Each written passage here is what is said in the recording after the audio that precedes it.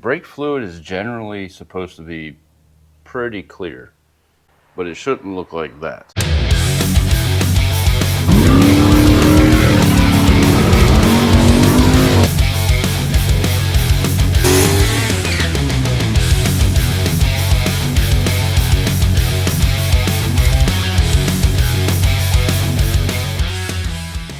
So Big Booty Judy here is going under the knife today. We're gonna do front brakes on it.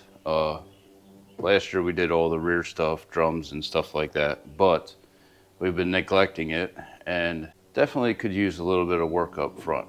So to do that, we've got a bunch of stuff here from Silent Stop. So we got calipers, brake hoses, pads, and a set of rotors for the truck.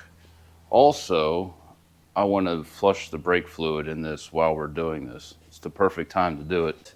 The thing about brake fluid is it's hygroscopic, which means it likes to absorb water. Water inside your braking system is not ideal.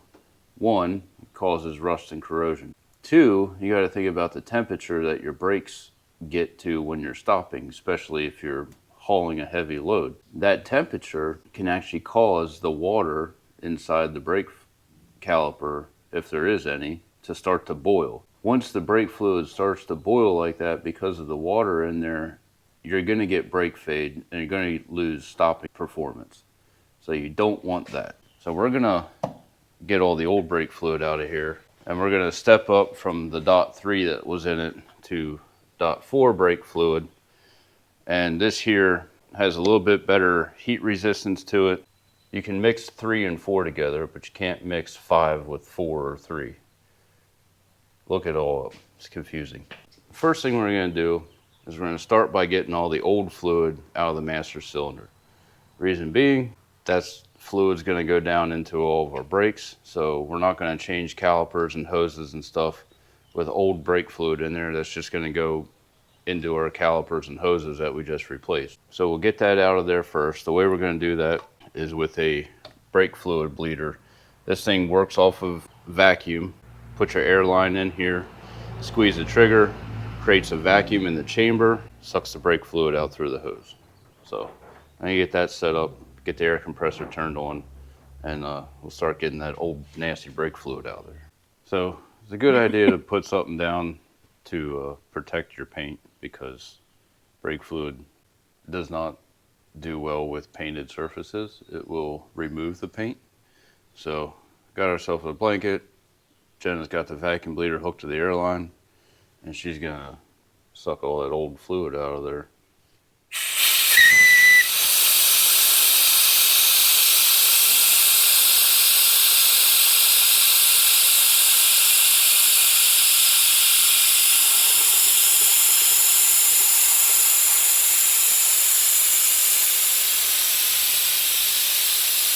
All right, so that's looking better.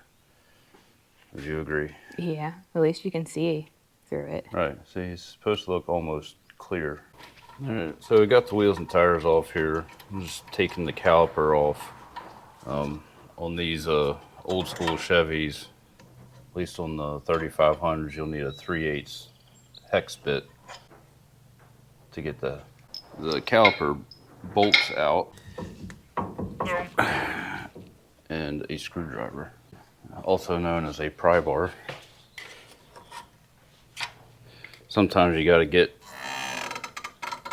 there we go. So looking at these, they're not hateful as far as thickness goes, right? Like they still got probably 10-30 seconds on there, but they're super glazed. So that shininess, and then if you look at the rotor here, you see how it's almost got like a mirror finish. That's called glazing, and that a lot of times comes from excessive heat buildup and stuff like that, which, you know, you're towing something, you're hauling a lot of weight, or when idiots pull out in front of you, which happens more often than not, you'll get that condition. And then that causes them to make noise, they'll squeal, they lose stopping capabilities. So we're going to upgrade to a decent pad, one that's made more for heavy duty hauling, stuff like that. So first thing is, got to get this off here. We're replacing brake hoses, so I'm not really concerned, but normally you don't want to let the caliper hang from the brake hose because that can cause excessive strain on the brake hose and cause it to fail internally. Always hang your caliper if you're, just doing pads or rotors. Bungee cord works. You can just toss it in here.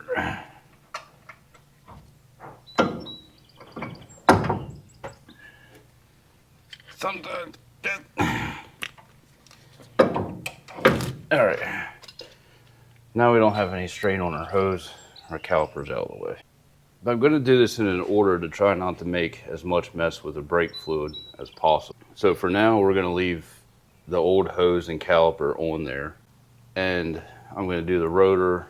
These have bearings that need packed with grease. So we're going to get these off. We're going to clean up all the bearings, check them, clean up the seal on the back, check that, make sure that's good. And then we'll get that sorted. Then what we'll do is mount the caliper and the hose. Once the new caliper and hose are mounted, then we'll separate this up here at the brake line. We'll get our hose out of the way so we can then thread our new one on and hopefully mitigate the amount of brake fluid that we're going to end up losing all over the floor. The other thing we could do, if you have these are little hose pinching clamps, right? So they're designed in such a fashion that they don't have any sharp edges on them. You can go up here, put it around your hose, and essentially it pinches your brake line off so that the fluid doesn't drain out without damaging the hose. So you can do it that way too. Now these dualies, as you can see, there's a dust cap back here in the hole. It's not very easy to get to, but they do make a spot for you to access it so you can stick a punch down there and knock it out. So there's a little hole up top here. I need to find a punch. You stick this down in here, give it a few taps. Voila. There's your dust cap. Throw that in the parts washer. Now, the other not so fun piece of this is, if you look down in here, Castle nut.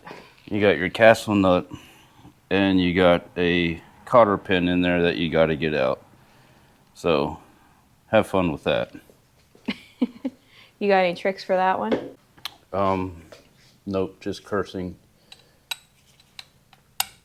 I mean, as long as whoever put the cotter pin in last time doesn't have it all boogered up, it's not hateful. The easiest thing I've used in the past for removing cotter pins is just a set of dikes.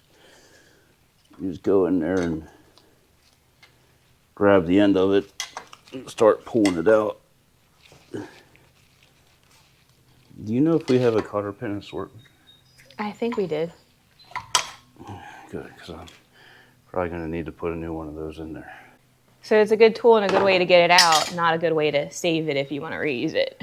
It's true. However, probably as a safety note, you probably shouldn't reuse cotter pins. Metal, once you bend it, becomes work hardened, and if you keep bending it back and forth, eventually it's going to break. So just be on the safe side, put new cotter pins in there so your stuff don't fall apart. All right, so got castle nut. Pull this out a little bit. Got outer bearing and a washer, so you go in there like that. And then sometimes if you take your castle nut, set your rotor back up, put your castle nut on a few threads, and when you pull this, you're going to catch the inner bearing, and the inner bearing is going to catch the inner seal, and it's going to pop all that stuff out at one shot. Dang. Or not. There it is. All right, so now we just got to clean all that up. We'll check the bearings, make sure they're good. We'll clean all this up, get all the old grease and stuff off of it. Check our threads on our spindle, our races, clean our seal surface off back here. And while that's all off, we'll clean the bracket off here where the pad slides so that we can put some new grease there and our brakes and everything work as they should. So while we got the brakes and everything off, we're going to clean up the backing plate and stuff here behind the rotor. It gets a lot of brake dust built up. We wiped some of the grease off the spindle here, but you still get some yuckies and crusties on it.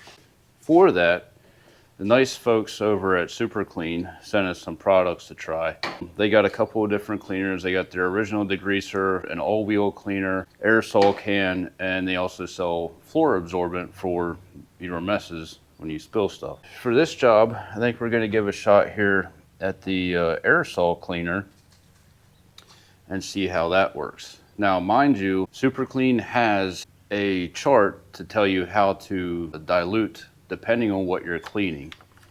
So we'll post a picture of the chart here and a link to that so you guys can go do that. You don't necessarily want to use the full strength on certain things because it may damage it. It's also always good to test it in a conspicuous place first just to make sure, because this stuff is super potent and works pretty well. Let's give the aerosol can here a shot. This is basically the standard Super Clean, just in an aerosol can form. So I'm going to spray that on here, let it do its thing, and maybe agitate it with a little brush, see how that cleans stuff up. I like how foamy it gets. The bubbles, so you know it's working. I'm just going to give it a little scrub-see here with a wire brush, kind of loosen up any of the stubborn things, grease, grime, grit, road grime, dirt. Look at the dirt dripping off. Right, just running off there. Ew, should have bought some of their floor absorbent.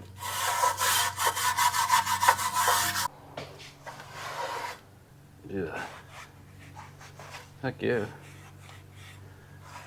Say it works pretty good.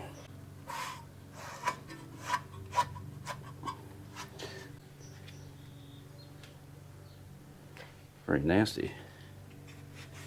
I mean, it did what it's supposed to do. It got all the grease off of it, got all the dirt, the dust, all the gunk. Super clean.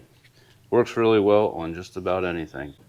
We use it here in the garage all the time. You can use it on interior stuff when it's diluted properly, or max strength when you got max dirt to clean off. Can't go wrong.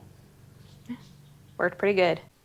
All right, so we got all of our bearing hardware here cleaned up. You want to check your bearings here for, basically in the rollers here, any pits or markings or stuff like that, or where it would look like the chrome is coming off the bearing. So check your outer and inner bearings for that. These are the old seals, but they're still in good shape. So they're still pliable, nice and soft. So we'll reuse those. Your new rotors should come with new races installed. I have seen them before where they forgot to install them, so always double check, make sure your race is in there. If you had to reuse an old race, same thing as the bearing.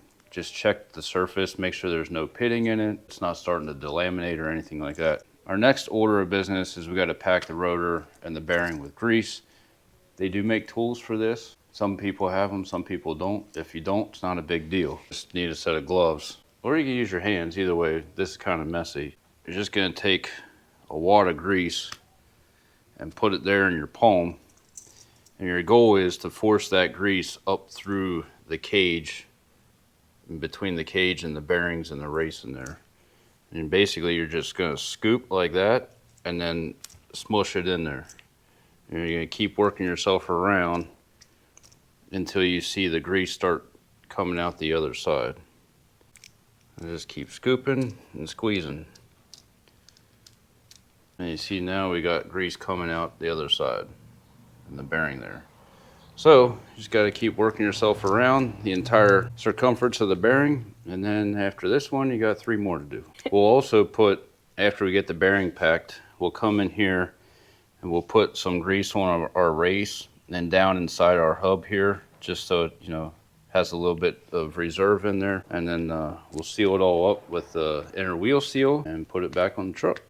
So now that we got our brake rotor on, we got our wheel bearings packed and installed, and we got the castle nut on, we need to set bearing preload in. Too loose and you're gonna ruin the bearings. Too tight and you're gonna overheat and ruin the bearing. So the easiest way to do this is, if you got yourself a torque wrench, you're gonna go in here, get on your castle nut, and as you're tightening it, you're gonna wanna spin the rotor, and we're gonna tighten it to 12 foot-pounds. What that does is it ensures that the races are fully seated, that the bearings are seated, and that everything is kosher inside there. So I'm gonna spin it, go to 12 foot-pounds. Now what we're gonna do is back it off till it's slightly loose. You're gonna wanna go in here and basically, while you're spinning it, just retighten it till it's finger tight. It's probably like 5 foot-pounds or something like that, depending on what kind of Gorilla Grip you got. Tighten it to 12 foot-pounds, back it off, run it in again by hand. You don't want any play, any rocking in it, and it should spin nice and freely. And then you're gonna come in here and you're gonna line your keyways up, or your notches in your castle nut, with the hole in your spindle where your cotter pin goes, and stick your cotter pin in, cinch it down. I would recommend, depending on where your notches are in relation to the hole in the spindle, if you're halfway between, like, the notch is here but the hole is here, instead of loosening it to the next notch, I would probably tighten it to the next notch, because especially with new bearings, over time as they run in, they are going to loosen up a little bit. So if you already have used bearings, you got a little wiggle room there, I would always tighten it to the next notch. I wouldn't loosen it up, because loose is worse than tight. We got to get our cotter pins in here. We'll set the other side. We'll put our dust caps in there, and then we'll start putting the brakes on it. All right, so now we're ready to do pads and calipers on it. These are brand new. These are from Silent Stop. They are what's called a semi-loaded caliper. So it has new pins, has new rubbers and stuff in it, and new guide pin bolts with it. I always like to take those pieces out and make sure that they lubricated them. This one they actually did not. They smeared a ton of lubricant around the bolt, which slides through the sleeve, but the caliper actually rides on the sleeve, so they didn't lube anything in that. So what we're going to use is Permatex silicone brake parts lubricant. I like this stuff a lot. I use it at work all the time. It's high temp, works really, really well. Jenna, what I'm going to have you do here, open that up. You want gloves or anything? I think probably gloves. The brakes we got are also from Silent Stop, and they come with new rubbers for the sliders if you need it. There's also a small packet of brake lube in that as well, but we got this stuff.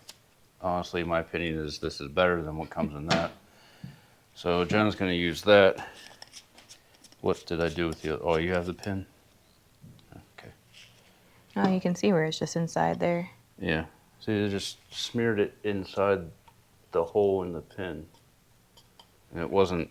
You want it all on the outside. Yeah, just put a light coat on the outside of it.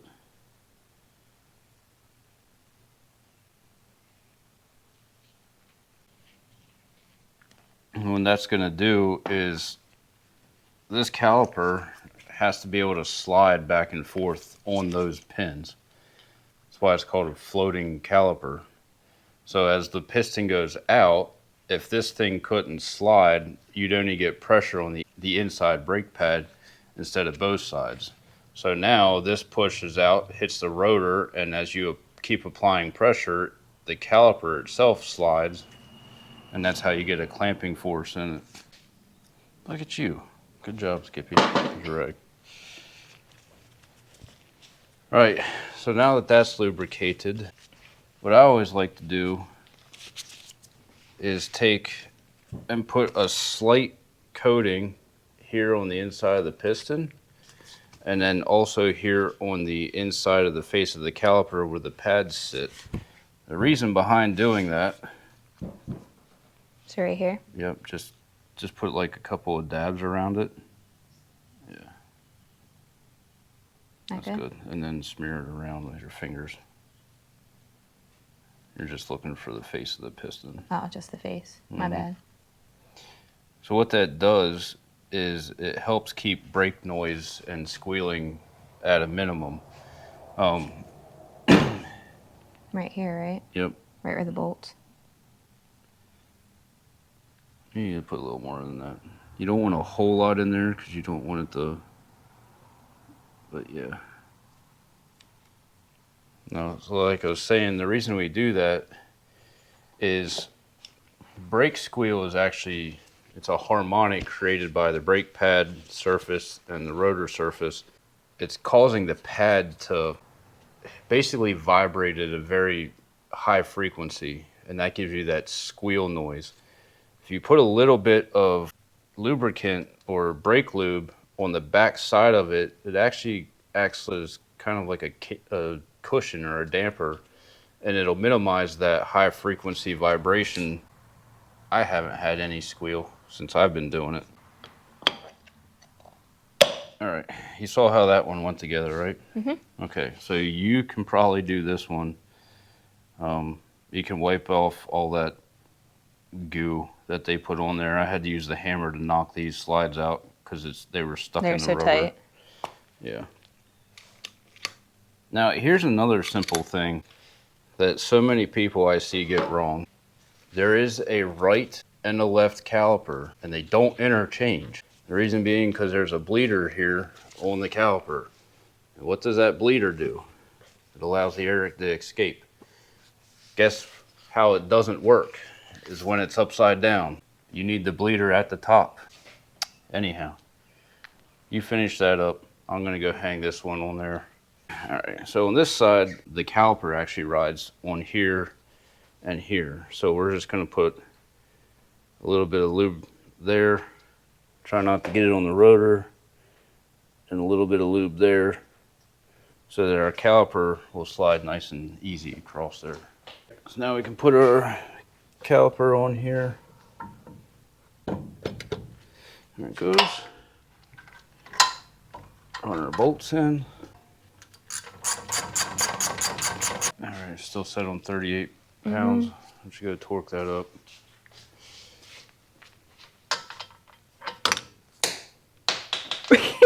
Oops. Jeez, don't hit your head.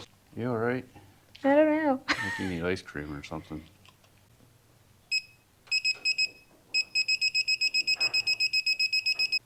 So that's done. You know the drill. Mm-hmm. Every time something gets torqued, it gets a mark put on it so we know it was done. That way, when you're sitting in bed watching TV at night, eating your bowl of cereal, you don't go, did I tighten that? Which you've done that before. I do that often. But when you mark it, it's like a double signal to your brain that says, oh yeah, I marked it. It was torqued. Maybe I should start marking my lug nuts. Yes, Jenna has a habit of not torquing her lug nuts. Calipers on, guide pins are torqued down. If you did everything right, this should still spin. Slight drag on it, that's normal and that's fine. So we got to repeat the other side, and then the next step is brake hoses. And then after we do brake hoses, we'll bleed it, check it. All right, so Jenna is about to put this hose on here. Ah, I can see. What is it with you and gravity? I don't know. It's not going great today. So show them the banjo bolt. Right, you got a copper washer on either side of the bolt. Right, so you're gonna put copper washer, the banjo bolt on one side. And the washer on the other side? Yep, and the other washer on the other side. There's only one washer. Did you drop the other one? I don't think so. Stuff. Bleh.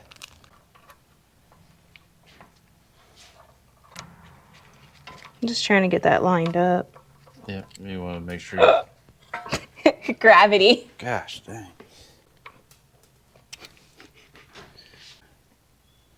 That's 3 now. I'm sorry. What the hell was that? What do you think it was? That's 4 times. I'm so sorry. It's just not my day.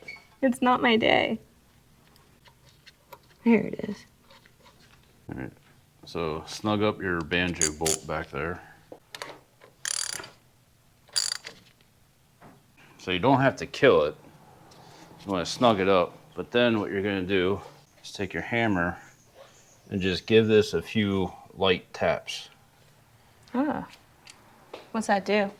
That seats the copper sealing washer. Good. Mm-hmm. Now just see if it loosened up at all. Usually you can get a little bit out of it. Mm-hmm. All right. The banjo bolt sealing washers are in. Lines run. We gotta tighten up this. Yep, you got it. Jenna's on it. She's gonna tighten up the line bracket there, and then we can break our line loose here at our hard line.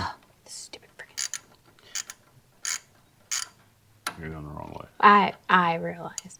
It's because this thing like moves so.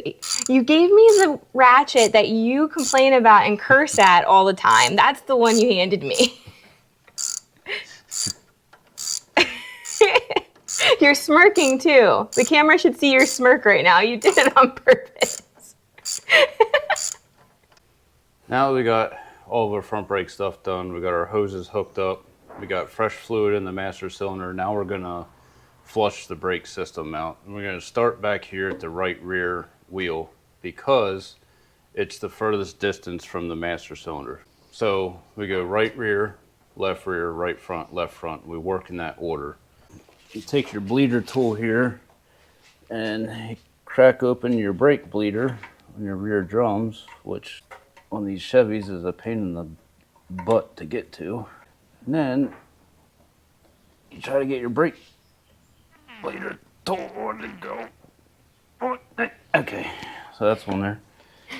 And then you just pull the trigger. Now, what you don't want to have happen, you don't want to run out of fluid up in the master cylinder, because the minute that happens, all you're going to do is suck air into the entire system, and then you're back at square one.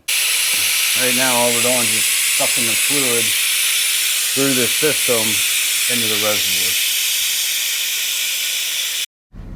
All right, so we got everything back together. We got all the brakes bled and flushed and all that good stuff. So now we got to go and we got to actually seat the pads into the rotors. Obviously, before you get out on the road, make sure you got a good brake pedal and that everything seems to be working. So far, so good.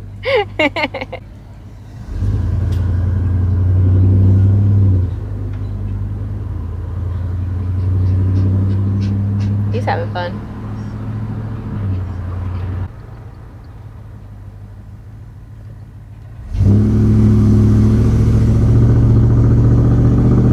Stopped pretty well. Yeah, so our goal basically is we're going to do a series of stops. We're going to start light and then get more aggressive as we progress. Our goal here is to basically transfer some of the pad material into the brake rotor surface itself, and that's going to give us the best friction coefficient for optimum stopping. So basically we're going to get up to like say 40 and slow down to 10. We don't want to come to a complete stop.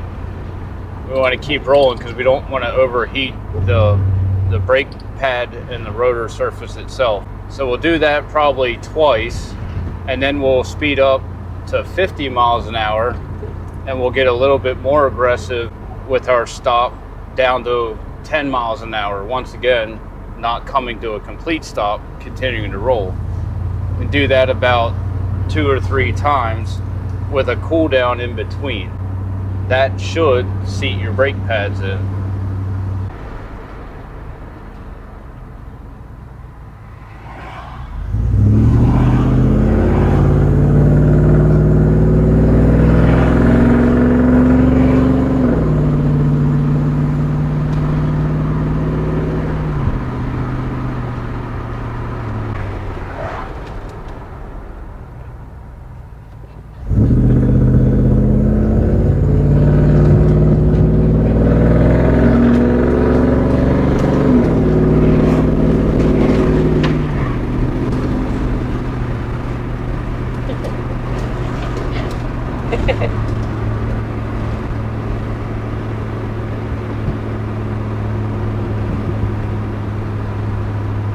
All right, here, let's check some stuff off of this puppy.